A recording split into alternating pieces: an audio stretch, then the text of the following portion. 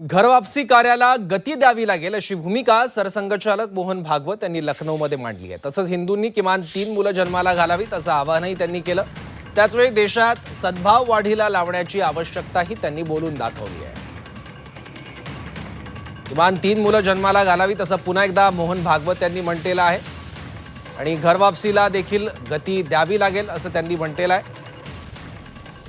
परधर्मातली जी लोक आहेत त्यांना हिंदू धर्मात परत घेण्याच्या मोहिमेला घरवापसी हे नाव संघ परिवाराकडून देण्यात आलंय आणि याच घरवापसीच्या कार्याला गती द्यावी लागेल असं सरसंघचालक मोहन भागवत यांनी म्हटलंय।